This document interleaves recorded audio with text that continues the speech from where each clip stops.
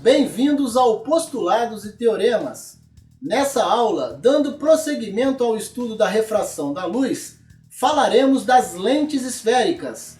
Eu deixo sempre na descrição do vídeo um índice que remete o aluno aos tópicos específicos de seu interesse, inclusive a parte que trata da resolução de exercícios.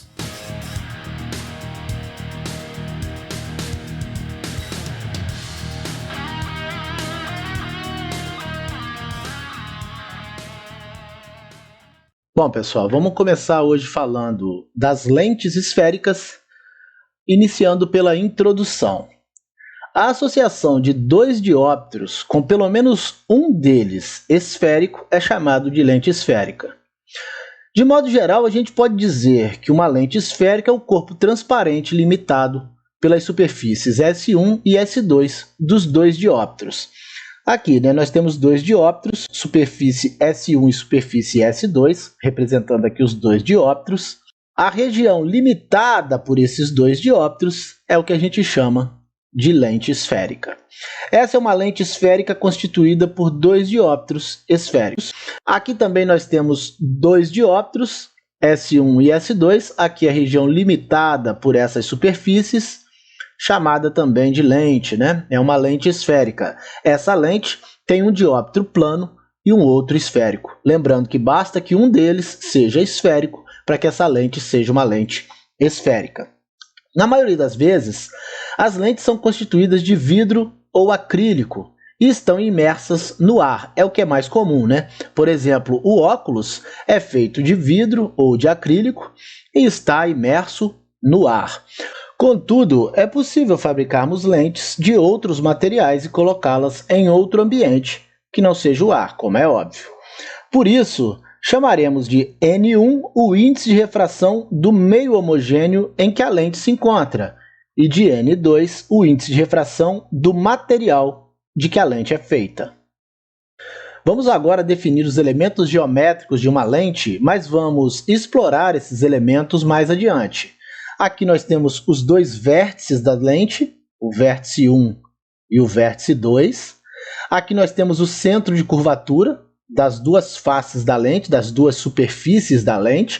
O centro de curvatura é o centro da esfera que deu origem à lente. E por fim, aqui nós temos os dois raios. O raio é a medida da distância do centro de curvatura até a superfície da lente. Essa aqui é uma seção transversal de uma lente esférica, com seus elementos geométricos.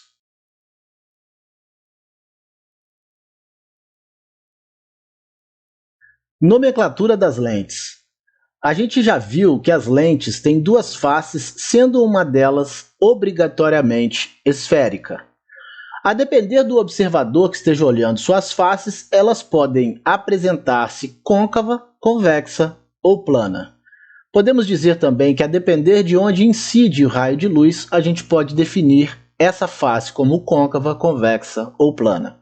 Vamos falar primeiro das lentes de bordas finas. Aqui nós temos a lente biconvexa, porque se um observador olhar a lente pela esquerda ou pela direita, ele vai ver duas superfícies convexas. Aqui a plano convexa, porque se o observador olhar pela direita, ele vai ver uma superfície convexa, se ele olhar pela esquerda, ele vai ver uma superfície plana. E por fim, uma côncavo convexa, se o observador olhar essa lente pela direita, ele vai olhar uma superfície convexa, se ele olhá-la pela esquerda, ele estará olhando uma superfície côncava. Temos também as lentes de bordas espessas, aqui uma bicôncava. Se o observador olhar essa lente tanto pela esquerda quanto pela direita, ele verá duas superfícies côncavas. Aqui a plano côncava, se o observador olhar essa lente pela direita, ele verá uma superfície côncava e pela esquerda uma superfície plana. E aqui uma convexo côncava, se o observador olhar essa lente pela direita, ele vai ver uma superfície côncava, mas se olhar pela esquerda, ele verá uma superfície convexa.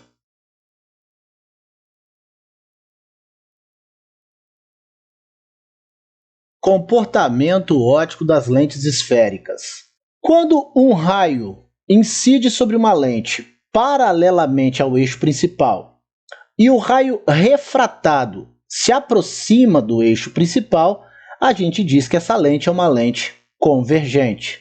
Quando o raio incidente paralelo ao eixo principal incide sobre a superfície da lente e o raio refratado se afasta do eixo principal da lente, a gente diz que essa lente é uma lente divergente. Bom, como que a gente viu no slide anterior, a gente conclui que qualquer lente pode se comportar como convergente ou divergente. Isso depende apenas do índice de refração do meio e da lente. Para começar nosso estudo, nós vamos considerar lentes de vidro ou de acrílico e vamos considerar como meio o ar ou o vácuo, cujo índice de refração é o menor de todos, ou seja, 1. Nessas condições, considerando lentes de vidro ou acrílico e como meio o ar ou o vácuo, as lentes têm o seguinte comportamento: lentes de bordas finas comportam-se como lentes convergentes. Lentes de bordas espessas comportam-se como lentes divergentes. As lentes dos óculos são lentes de bordas finas, ou seja, convergentes. Isso porque o óculos, em geral, está imerso no ar. Então, nós temos aqui exatamente o caso em estudo: lente de vidro imerso no ar. E, portanto, como as lentes do óculos são lentes de bordas finas, o óculos se comporta como uma lente convergente. Lentes delgadas. O caminho dos raios de luz ao atravessar as lentes é muito complexo e essa complexidade acaba por provocar borrões nas imagens dos objetos. A gente viu algo semelhante quando estudamos espelhos esféricos. Contudo, os físicos descobriram, através de experimentos, que lentes delgadas, ou seja, lentes de pequena espessura, atenuam muito essas aberrações. Por isso, trataremos aqui das lentes delgadas. Então, essas lentes são as lentes que serão o nosso alvo de estudo, lentes de pequena espessura. Abaixo vemos a representação das lentes delgadas convergentes e divergentes. Aqui, o símbolo para a lente convergente, convergência do raio refratado, a gente está vendo aqui, ó, convergência do raio refratado se aproximando do eixo principal, e aqui o símbolo da lente delgada divergente, com a divergência aqui do raio refratado, a gente percebe o raio refratado R' se afastando do eixo principal. As três lentes delgadas de bordas finas, de vidro ou acrílico no ar ou no vácuo, se comportam como lentes convergentes. Nós vimos lá no início do nosso estudo as três lentes de bordas finas, a biconvexa, a plano-convexa e a côncavo-convexa. Aqui está o símbolo da lente convergente. Mais adiante a gente vai entender o seguinte: quando o índice de refração do material da lente é maior do que o do meio, as lentes de bordas finas se comportam como lentes convergentes. Mas, se o índice de refração do meio for maior que o índice de refração do material da lente, as lentes de bordas finas passarão a se comportar como lentes divergentes. O mesmo acontece com as lentes de bordas espessas. Vamos ver adiante. Já as três lentes delgadas de bordas espessas, de vidro ou acrílico, no ar ou no vácuo, se comportam como lentes divergentes. Aqui eu tenho as três lentes com bordas espessas, bicôncava, plano-côncava e convexo-côncava. Aqui o símbolo da lente convergente. Vale aqui também a observação que eu fiz no slide anterior sobre as lentes delgadas de bordas finas. Se essas lentes estiverem imersas em um meio cujo índice de refração seja maior do que o material da lente, essas lentes passam a se comportar como lentes convergentes. Então, por que é que nós estudamos essas lentes como lentes divergentes e as lentes de bordas finas como lentes convergentes em princípio? Porque todos hão de convir que, de modo geral, as lentes estão imersas, na sua grande maioria, no ar. E por isso, nessas condições, essas lentes delgadas de bordas espessas se comportam como lentes divergentes, ao passo que as lentes delgadas de bordas finas se comportam como lentes convergentes.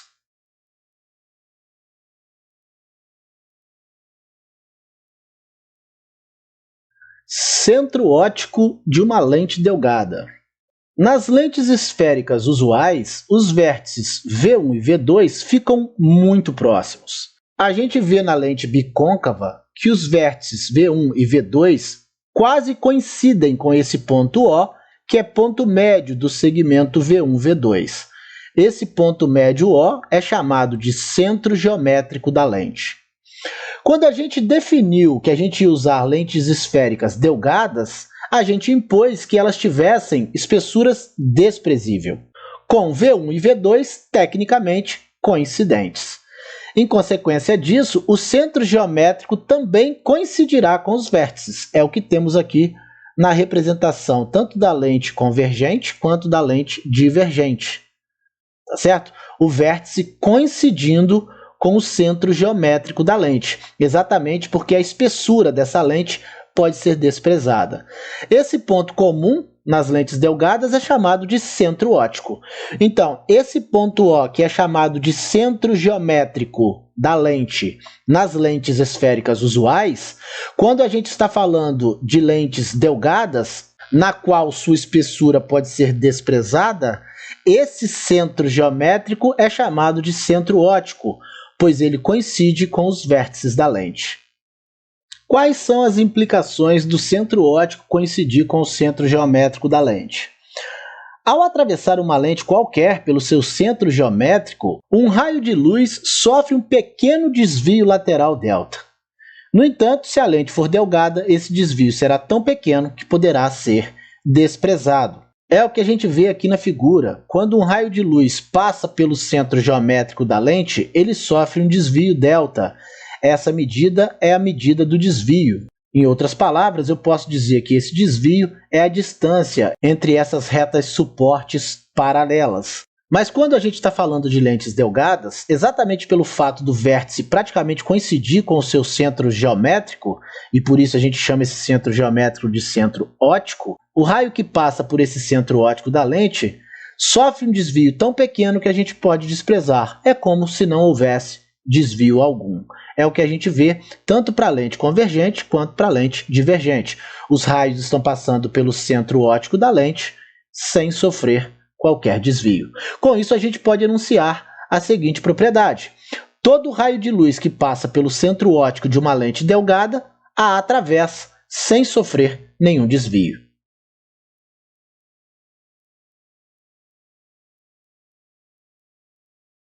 Focos de uma lente esférica delgada, foco da lente convergente.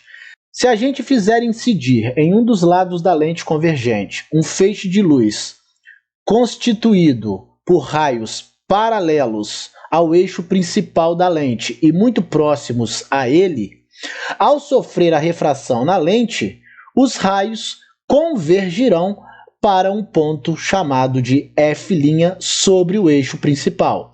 Esse ponto F' é o foco da lente convergente. Esses raios paralelos e próximos ao eixo principal a gente já viu quando estudou os espelhos esféricos, que eles são chamados de paraxiais. Se nós fizermos o inverso, ou seja, fizermos incidir esses raios paraxiais sobre a lente pelo outro lado, sobre a lente convergente pelo outro lado da lente, a gente vai ver que os raios refratados convergirão para um ponto F, também sobre o eixo principal, nos revelando um segundo foco para a lente.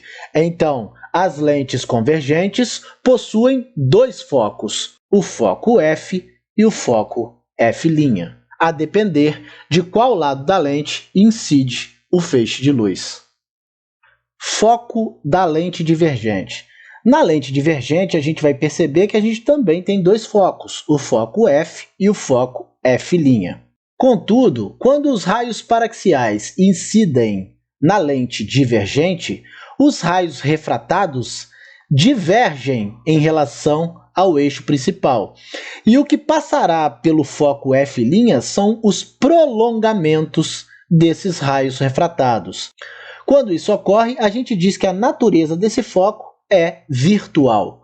Se fizermos incidir do outro lado da lente os raios paraxiais, nós vamos observar que os raios refratados também divergem em relação ao eixo principal, e são os seus prolongamentos que darão origem ao ponto F, o outro foco da lente, também de natureza virtual. Dito ainda de outro modo, sempre que os prolongamentos dos raios refratados passarem pelo foco da lente, a gente diz que esse foco é um foco virtual. Quando forem os próprios raios refratados a passarem pelo foco, a gente diz que esse foco é um foco real. Portanto, as lentes convergentes possuem foco real, já as lentes divergentes possuem foco virtual. Distância focal. Os dois focos que a gente encontrou nas lentes delgadas são simétricos em relação ao centro óptico da lente, ou seja, a distância de O até F é a mesma distância de O até F'. Essa propriedade vale tanto para as lentes convergentes quanto para as lentes divergentes. Aqui também, a distância de O até F é a mesma distância de O até F'. A distância do centro óptico até um dos focos da lente é chamado de distância focal e é indicado pela letra F minúscula. É o que a gente tem aqui, né? Essa distância F, essa distância F também. É a distância focal da lente convergente e aqui a gente tem a distância focal da lente divergente. Pontos antiprincipais. Um ponto A sobre o eixo principal de uma lente delgada, cuja posição em relação ao centro óptico é o dobro da distância focal, ou seja, 2F, é chamado de ponto antiprincipal. Então aqui nós temos o ponto A, que está a uma distância do centro óptico da lente igual a 2F. F de A até o foco e F do foco até o centro óptico da lente. O mesmo ocorrendo nas lentes divergentes. Aqui nós temos o ponto A, que está a uma distância 2F do centro óptico da lente. A imagem A' desse ponto, simétrica ao ponto A, recebe o mesmo nome, ou seja, o ponto A', que é a imagem do ponto A, também está à mesma distância 2F do centro óptico da lente, e, portanto, ele também é chamado de ponto antiprincipal. Essa propriedade de simetria entre A e A' só acontece para essa posição. Então, somente se o ponto A estiver a uma distância 2F do centro óptico da lente é que haverá essa simetria entre A e A'. Aqui nós temos os pontos antiprincipais da lente convergente. A é o ponto objeto real e A' é o ponto imagem real. E nessa figura nós temos os pontos antiprincipais da lente divergente. A é o ponto objeto virtual e A' é o ponto imagem virtual. Lembrando que a natureza desses pontos é virtual porque são os prolongamentos dos raios que passam por eles.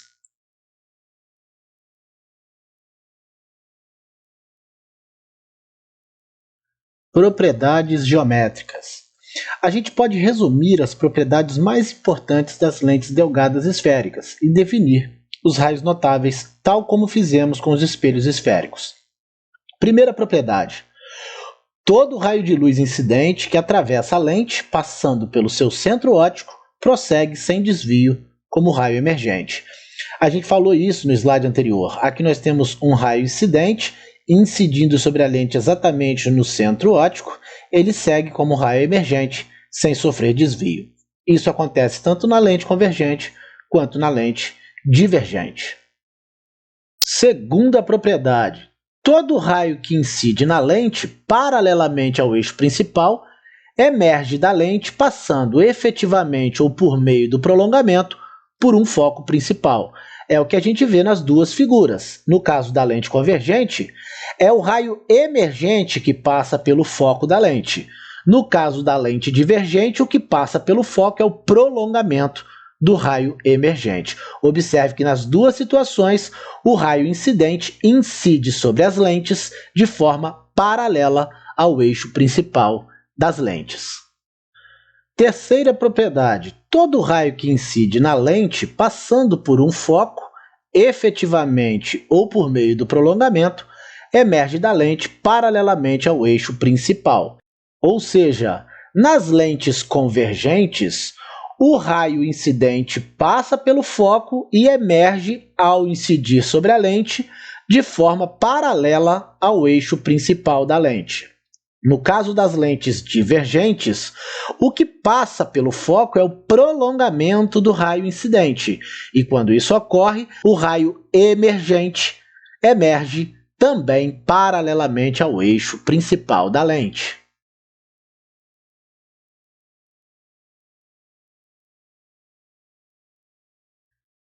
Determinação de imagens.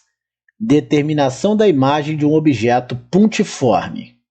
Ao traçarmos dois raios notáveis, os respectivos raios emergentes da lente nos darão a imagem. Inicialmente, vamos determinar apenas a imagem de um ponto objeto fora do eixo principal da lente. Posteriormente, nós vamos colocar esse ponto objeto sobre o eixo principal da lente. Aqui nós temos o ponto objeto P, aqui o raio incidente R1, paralelo ao eixo principal, faz com que o raio emergente passe pelo foco da lente. Aqui nós temos o raio incidente R2, que passa pelo foco, fazendo emergir da lente um raio emergente paralelo ao eixo principal. Exatamente como nos disse as últimas duas propriedades que nós vimos. O ponto de interseção entre esses raios emergentes é exatamente o local onde estará o ponto imagem P'. Observemos que o ponto P' é um ponto imagem real, pois foi determinado pela interseção efetiva de dois raios de luz emergentes. Os pontos imagens reais de uma lente estão do lado oposto ao da incidência de luz. Numa linguagem mais simples e mais clara, ficam atrás da lente. Determinação da imagem de um pequeno objeto extenso frontal. Posicionaremos agora o objeto frontal QP sobre o eixo principal de uma lente delgada esférica convergente, determinando as características de sua imagem. Primeiro caso, vamos posicionar o objeto QP antes do ponto antiprincipal A. Então aqui a gente está vendo o objeto QP posicionado antes do ponto antiprincipal da lente. Usando as propriedades geométricas das lentes, a gente vê aqui, quando um raio incidente é paralelo ao eixo principal da lente, o raio emergente passa pelo foco da lente. E quando o raio incidente passa pelo centro óptico da lente, ele passa sem sofrer desvios. Com isso, a gente determina no ponto de interseção desses dois raios emergentes a imagem do objeto QP, Q', P'.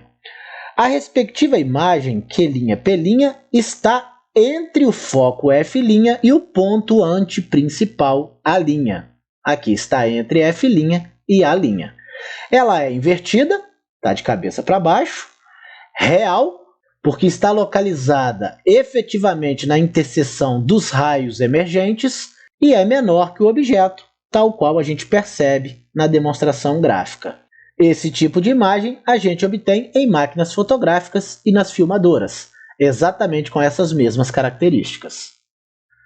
Vamos agora colocar o objeto QP sobre o ponto antiprincipal A. Então está aqui, o objeto QP está exatamente sobre o ponto antiprincipal A. Então, usando as propriedades geométricas, o raio aqui, a gente vê que ele é paralelo ao eixo principal, então o raio emergente vai passar pelo foco. Esse outro raio, o segundo raio, passa pelo foco, então ele emerge paralelamente ao eixo principal. Também poderia ter usado o raio passando pelo centro óptico da lente. Sem sofrer desvio, nós teríamos resultado igual. A gente percebe nesse caso que a imagem Q', P' se forma exatamente sobre o ponto antiprincipal A'. Sua imagem Q', P' forma-se sobre o ponto antiprincipal A', como eu acabei de dizer. Ela é real porque ela é formada pela interseção dos raios emergentes, é invertida, está de cabeça para baixo, a gente percebe aqui, e tem o mesmo tamanho do objeto. A gente também nota a igualdade aqui nas dimensões de QP e Q', P'. Observe a analogia com o centro de curvatura dos espelhos esféricos côncavos. Quando eu coloco um objeto extenso sobre o centro de curvatura dos espelhos côncavos, algo similar acontece. Nós já vimos isso no estudo dos espelhos esféricos. Chegando ainda o objeto QP para mais perto da lente, agora colocando o objeto entre o ponto antiprincipal A e o foco F, a gente vai perceber que a imagem formada vai ser uma imagem real, porque ela se encontra efetivamente na interseção dos raios emergentes. Ela será invertida, a gente continua vendo a imagem aqui de cabeça para baixo, e ela será maior que o objeto. A gente percebe também as suas dimensões maiores que as do objeto. Esse caso ocorre principalmente em projetores de slides e de filmes cinematográficos. O slide é colocado entre o foco e o ponto antiprincipal da lente, e com isso a imagem fica ampliada. A gente nota aqui também na figura, usando as propriedades geométricas, que aqui nós temos um raio incidente paralelo ao eixo principal, o raio emergente então passará pelo foco. Nós temos um outro raio aqui incidente passando pelo centro óptico. Esse raio passa pelo centro óptico sem sofrer desvios. A interseção desses dois raios emergentes formará a imagem Q', P', conforme a figura nos mostra. De maneira inversa do que eu fiz no slide anterior, eu poderia aqui também ter feito um raio incidente aqui, passando pelo foco, que ao incidir na superfície da lente, emerge paralelamente ao eixo principal. A gente ia observar que o ponto de interseção seria exatamente o ponto P', exatamente o local de interseção de todos esses raios emergentes. Levando agora um pouco para mais perto o objeto QP, agora sobre o foco F da lente, a imagem será uma imagem imprópria, pois os raios emergentes serão paralelos. A gente diz nesse caso que a imagem se forma no infinito. A gente não percebe aqui no gráfico a formação de imagem. Isso porque, estando sobre o foco, o objeto QP, o raio incidente paralelo ao eixo principal vai passar pelo foco da lente. E o raio que passa pelo centro óptico da lente não sofre desvio. E, portanto, esses raios emergentes serão paralelos. Trazendo agora o objeto QP ainda para mais perto da lente, colocando agora entre o foco e o centro óptico da lente, a gente vai perceber que para esse objeto real QP, nós temos a única ocasião em que a imagem será virtual. E por que eu digo que a imagem é virtual? Porque a imagem não se localiza na interseção dos raios emergentes, e sim de seus prolongamentos. Aqui a gente tem um raio incidente paralelo ao eixo principal, e por isso o raio emergente passa pelo foco, e aqui nós temos outro raio incidente passando pelo centro óptico sem sofrer desvios. Os seus prolongamentos determinam a posição da imagem Q', e por isso essa é uma imagem virtual. A gente nota também que a imagem é maior que o objeto, além de ser direita, pois tem a mesma orientação do objeto. Em outras palavras, está de cabeça para cima, né? Nas lupas, nós temos exatamente esse caso, é exatamente isso que ocorre nas lupas. Aliás, se nós formos revisitar o estudo dos espelhos esféricos, a gente vai ver que a formação das imagens nos espelhos esféricos côncavos é muito semelhante ao que a gente está vendo aqui. Já nas lentes divergentes, independe a posição onde a gente coloca o objeto QP. Sua imagem será sempre virtual, menor que o objeto e direita. Aqui a gente vê a analogia entre as lentes divergentes e os espelhos esféricos convexos. Quando estudamos espelhos esféricos, a gente viu também 5 casos de formação de imagens nos espelhos côncavos e um único tipo de imagem nos espelhos convexos.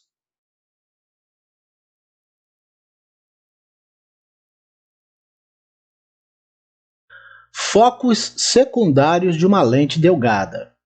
A gente vê na figura 2 planos π e π', que são chamados de planos focais, perpendiculares ao eixo principal, formando com este os focos F e F'.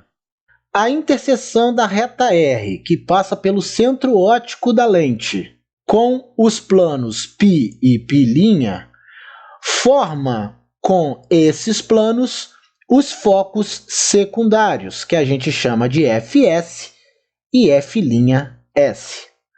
Tanto para a lente convergente quanto para a lente divergente, os focos secundários para um mesmo eixo secundário são simétricos em relação ao centro óptico da lente, ou seja, a distância do centro óptico ao foco secundário F'S é a mesma entre o centro óptico e o foco secundário Fs.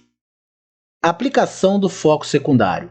Para a gente estabelecer a posição da imagem P' de um ponto objeto pontiforme P, que se encontra sobre o eixo principal da lente, a gente pode usar o recurso do foco secundário. Vamos ver como aqui, ó.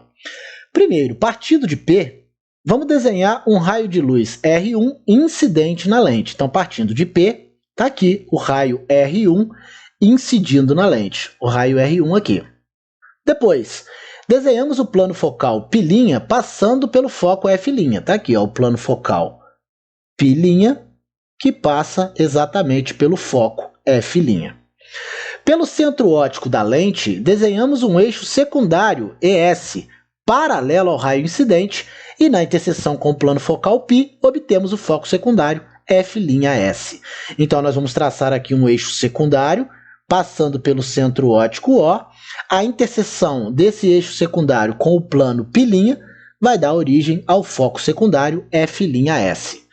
O raio refratado R2 passará necessariamente pelo foco secundário F'S e interceptará o eixo principal da lente no ponto imagem P' procurado. Então, o raio refratado vai sair da lente e passar necessariamente pelo ponto F'S. E quando esse raio refratado interceptar o eixo principal da lente, exatamente nesse ponto se formará a imagem P' do ponto objeto pontiforme P.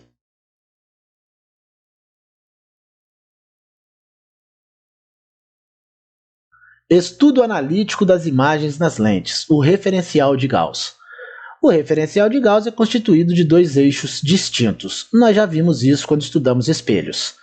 O eixo das abscissas para os objetos, OX, tem orientação contrária ao da luz incidente.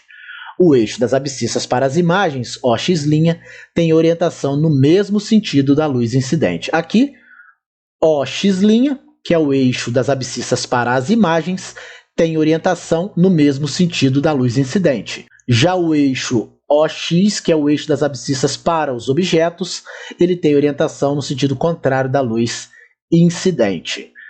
O eixo das ordenadas, OY, é comum tanto para os objetos quanto para as imagens. Sua orientação é para cima. Nós temos aqui o eixo Y orientado para cima.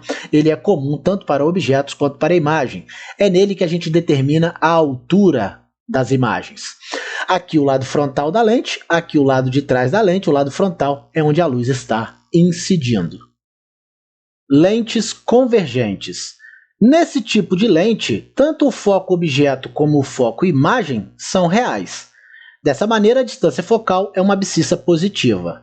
Nós vimos que quando raios paralelos ao eixo principal incidem sobre a lente convergente, os raios emergentes passam pelo foco da lente e, portanto, nós temos, nesse caso, focos reais. Quando os focos são reais, a distância focal é um valor maior que zero, ou seja, positivo. É o que está escrito aqui. Nas lentes divergentes, tanto o foco objeto como o foco imagem são virtuais. Portanto, a distância focal é uma abscissa negativa. F será, então, menor que zero. Isso porque, quando um raio paralelo ao eixo principal incide na lente divergente, é o prolongamento do raio emergente que passa pelo foco da lente e, portanto, esse foco é um foco virtual e, por isso, a distância focal é negativa, ou seja, F menor que zero. Vergência da lente. A vergência da lente é, por definição, o inverso da distância focal e é indicado por V maiúsculo. Assim, nós temos V igual a 1 sobre F, ou seja, a vergência é igual a 1 dividido pela distância focal. A vergência é também conhecida como convergência da lente, ou seja, sinônimos. A sua unidade de medida é o inverso do metro, ou o metro elevado a menos 1, também chamada de dioptria. Os médicos preferem usar essa unidade de medida, a dioptria, representada por DI. Quando o médico diz o grau da lente, ele está dizendo a quantidade de dioptrias aquela lente tem. E por isso, a unidade de dioptria é conhecida como grau da lente. Aumento linear transversal. Assim como nos espelhos esféricos, o aumento linear transversal é a razão do tamanho da imagem pelo tamanho do objeto. E também, no caso das lentes delgadas esféricas, é indicado por A. Então, nós temos o aumento linear transversal igual ao tamanho da imagem dividido pelo tamanho do objeto. Se a imagem tiver a mesma orientação do objeto, o aumento linear transversal vai ser positivo. Esse caso acontece quando o objeto é real e a imagem é virtual. Aqui nós temos, nesse caso, o aumento linear transversal positivo, ou seja, maior que zero. Se a imagem tiver orientação contrária à do objeto, então o aumento linear transversal será negativo. Está aqui, ó, A será menor que zero, ou seja, o aumento linear transversal será negativo. Esse caso ocorre quando temos objetos e imagens reais. Equação do aumento linear transversal. Assim como nos espelhos esféricos, a equação do aumento linear transversal relaciona as abscissas do objeto, P, e da imagem, P', com as respectivas dimensões lineares. A demonstração para essa equação foi feita no estudo dos espelhos esféricos. A dedução dela está toda lá na aula de espelhos esféricos. Convém dar uma olhadinha lá. Nós vimos então que o aumento linear transversal, visto no slide anterior, é igual à dimensão da imagem dividido pela dimensão do objeto, e isso é igual a menos a abscissa da imagem dividido pela abscissa do objeto. Equação das lentes delgadas, ou seja, equação de Gauss. Também deduzimos a equação de Gauss no estudo dos espelhos esféricos, e por isso iremos apenas apresentá-la novamente. Essa equação relaciona a distância focal f com as respectivas abscissas, a da imagem, P', e a do objeto P. 1 sobre f é igual a 1 sobre P' mais 1 sobre P, exatamente como vimos no estudo dos espelhos esféricos. Essa equação só é válida para lentes esféricas delgadas sob as condições de Gauss, condições que nós também estudamos nos espelhos esféricos. É preciso que os raios sejam paraxiais, é preciso que as lentes sejam muito finas e assim por diante. Percebemos o comportamento análogo das lentes delgadas e dos espelhos esféricos aqui mais uma vez. Bom, pessoal, vamos apresentar aqui uma tabela, tal qual fizemos lá nos espelhos esféricos, de extrema importância, com o resumo das convenções de sinais para aplicação nas duas equações, na equação do aumento linear e na equação de Gauss. Quando o objeto é real, eu digo que a posição dele é positiva, maior que zero. Uso o sinal positivo, abscissa positiva. Quando o objeto é virtual, ao contrário, eu uso para a posição do objeto uma abscissa negativa. Por isso, P menor que zero. Quando a imagem é real, eu uso a abscissa da imagem maior que zero. Portanto, positiva, P' maior que zero.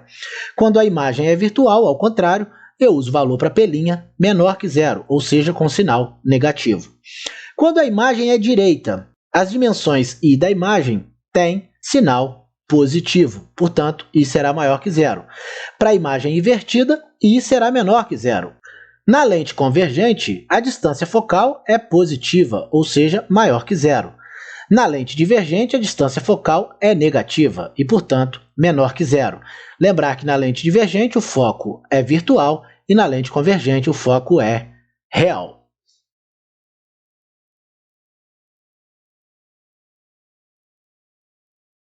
Equação dos fabricantes de lentes. Nos espelhos esféricos, a distância focal é metade do centro de curvatura e não depende do meio que os envolve.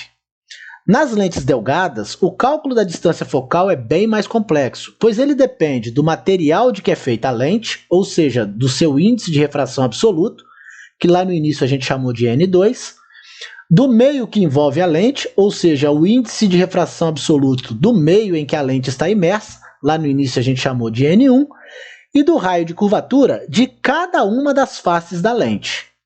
Entretanto, é possível demonstrar que a equação que nos dá o valor da distância focal é 1 sobre o foco, igual ao índice de refração do material da lente dividido pelo índice de refração do meio, menos 1 vezes 1 dividido pelo raio de curvatura de uma das faces da lente, mais 1 dividido pelo raio de curvatura da outra face da lente.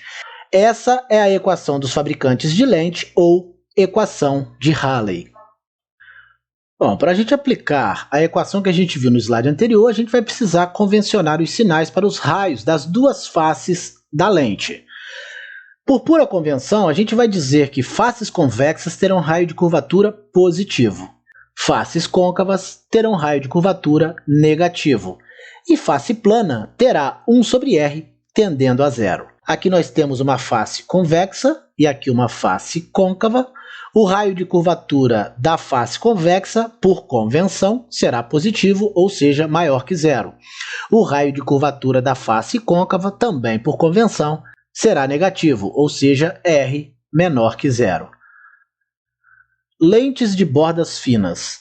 A gente já viu que a gente tem 3 tipos de lentes de bordas finas: as biconvexas, as planoconvexas e as côncavo-convexas. Nas duas primeiras lentes, os raios de face são positivos. Entretanto, na terceira lente, precisamos discutir os sinais, uma vez que temos uma face côncava e outra convexa. Bom, nessas duas primeiras lentes, como as faces esféricas são convexas, os raios da face são positivos, conforme a gente viu no slide anterior. Porém, na terceira lente, na côncavo-convexa, a gente tem uma face côncava e a outra convexa, e por isso a gente tem que tomar um certo cuidado. Mas é muito tranquilo entender o que acontece nesse tipo de lente. Nessa lente, o raio R2 da face convexa é positivo, tal qual a gente já viu, enquanto o raio R1 da face côncava é negativo. Em valores absolutos, o módulo de R1 é maior que o módulo de R2. É o que a gente vê aqui no desenho, né? Apesar de ser negativo, o raio R1, a gente percebe que ele é maior que o raio R2. E, portanto, em módulo, R1 será maior que R2. Com isso, eu percebo que se eu dividir o 1 por R1, eu terei um número menor do que se eu dividir 1 por R2. E como esse primeiro número é um número negativo, exatamente porque esse é o raio da face côncava, a soma desses dois números será um número positivo, ou seja, maior que zero. Claro que esse resultado vale para as lentes biconvexas e plano-convexas, uma vez que os raios de ambas são sempre positivos e, portanto, essa adição será um valor maior que zero para esses dois tipos de lentes. Lentes de bordas espessas. A gente viu também que há 3 tipos de lentes de bordas espessas. A bicôncava, a qual possui os 2 raios de face negativos, a plano-côncava, em que o único raio é negativo, e a convexo-côncava, que possui um raio negativo e outro positivo. De modo análogo, a gente deduz que a expressão que a gente viu no slide anterior é negativa nesse caso, ou seja, 1 dividido por R1 mais 1 dividido por R2 será menor que zero. Lentes imersas em meio menos refringente que o seu material, ou seja, N1 menor que N2. Bom, de acordo com o meio no qual a lente está imersa, a gente pode determinar o sinal de sua vergência e de sua distância focal. Se N1 for menor que N2, a expressão N2 dividido por N1 será maior do que 1. Vamos entender isso aqui. Caso o denominador seja menor que o numerador, essa será uma divisão cujo resultado será maior do que 1.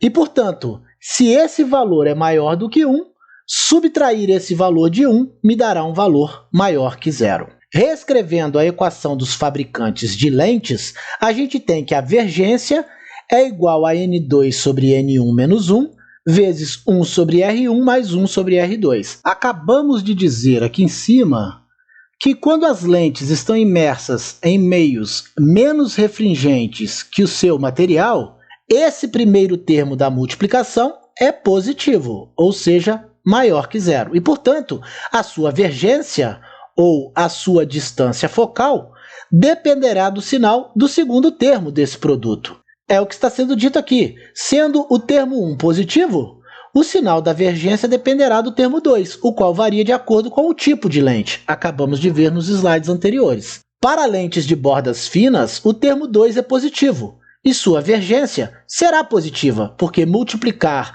positivo por positivo me dará uma vergência positiva. Por isso, o comportamento da lente, nesse caso, é o comportamento de uma lente convergente. É por isso que quando a gente tem uma lente de vidro imersa no ar, o comportamento dessa lente, como o óculos, por exemplo, é o comportamento de uma lente convergente. Nas lentes de bordas espessas, no entanto, o termo 2 é negativo e, portanto, a sua vergência é negativa. Por isso, a lente se comporta como uma lente divergente, porque esse termo 2 é negativo para as lentes de bordas espessas, e multiplicar o sinal positivo por um negativo vai me dar uma vergência negativa. Lentes imersas em meios mais refringentes que o seu material, N1 maior que N2. Nesse caso, se N1 é maior que N2, o quociente N2 sobre N1 será um número menor que 1. Bom, se o numerador é menor que o denominador, essa divisão dá um número menor que 1. E, portanto, esse quociente, menos 1, vai ter como resultado um número negativo, ou seja, menor que 0. Sendo o termo 1 negativo, esse termo é negativo, o sinal da vergência também dependerá da combinação de sinais com o termo 2. Nas lentes de bordas finas, o termo 2 é positivo e sua vergência é negativa. Isso porque um termo positivo com um negativo vai me dar uma vergência negativa. Por isso, seu comportamento é de uma lente divergente. Nas lentes de bordas espessas, o termo 2 é negativo e sua vergência é positiva. Claro, né? Se o termo 2 é negativo e esse termo, o termo 1, também é negativo, se eu multiplicar um número negativo por um número negativo, eu vou obter uma vergência positiva. E por isso, essa lente se comporta como uma lente convergente. Esse comportamento é o inverso do que nós vimos no slide anterior, com o qual nos acostumamos no nosso dia a dia. É claro, isso porque as lentes, em geral, estão imersas em meios menos refringentes do que o seu material, como, por exemplo, o ar. Em resumo, a gente pode dizer que nos meios menos refringentes que o do material da lente, aquelas que têm bordas finas se comportam como convergentes e as que têm bordas espessas são divergentes. Já nos meios mais refringentes que o material da lente, aquelas que têm bordas finas se comportam como divergentes, e as que têm bordas espessas são convergentes.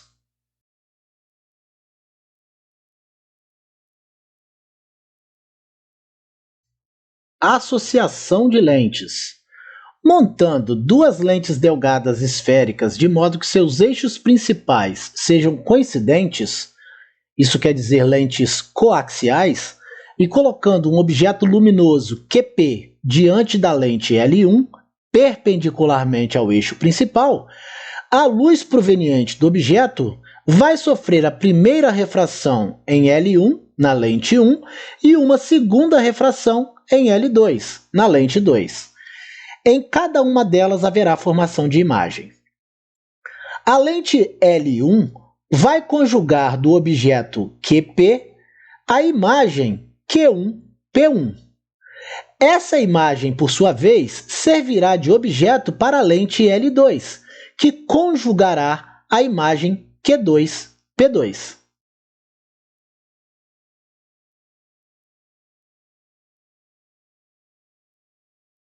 Lentes justapostas.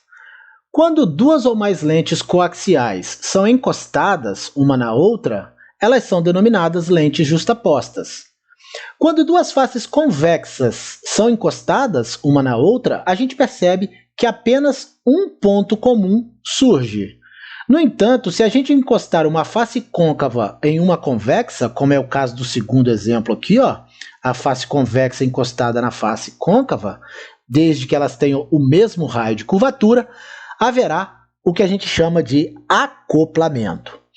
A justaposição é muito usada com a finalidade de minimizar aberrações cromáticas. A gente já viu que lentes com grandes curvaturas provocam aberrações e que lentes com aberturas menores apresentam pouca ou nenhuma dessas aberrações. Por isso, o uso da justaposição para atenuar esse fenômeno. Um conjunto de duas ou mais lentes justapostas funciona como se fosse uma única lente equivalente. Ou seja, se a gente tiver três lentes justapostas, L1, L2 e L3, e suas respectivas vergências forem V1, V2 e V3, a vergência equivalente desse sistema será a vergência da lente 1 somada à vergência da lente 2 somada à vergência da lente 3.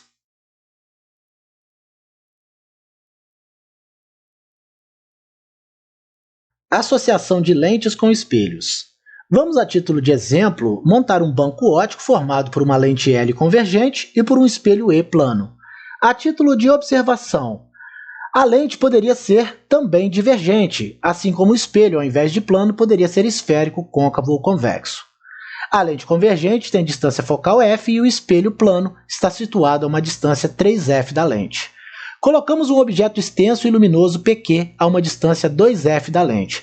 Vamos ver no próximo slide onde será formada a imagem no espelho plano E. Bom, o objeto PQ será o objeto para a lente, ele está colocado diante da lente L.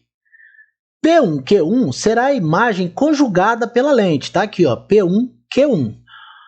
P1Q1, além de ser a imagem conjugada pela lente, será também o objeto para o espelho plano, um objeto virtual para o espelho plano.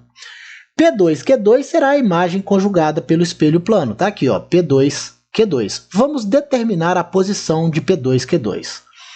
Primeiro, observemos que o objeto PQ encontra-se posicionado sobre o ponto antiprincipal A da lente L. Bom, nós estamos vendo aqui o objeto PQ exatamente sobre o ponto antiprincipal A. Então, a imagem P1Q1 estará posicionada sobre o ponto antiprincipal A'. Nós vimos a propriedade de simetria entre o ponto A e o ponto A'. Se um objeto está sobre o ponto antiprincipal A, sua imagem estará sobre o ponto antiprincipal A'. Observemos ainda que a imagem P1Q1, que é o objeto para o espelho plano, um objeto virtual, como eu já disse, está a uma distância f desse espelho. Então, se nós temos a distância do centro óptico ao ponto antiprincipal igual a 2f, e lá no outro slide nós dissemos que o espelho estaria colocado a 3f da lente, a imagem P1Q1 estará a uma distância f do espelho plano. Logo, sua imagem P2Q2 estará a uma distância f de E, pois ela é simétrica em relação ao objeto. A imagem formada pelo espelho E, a imagem P2Q2, é simétrica ao objeto P1Q1.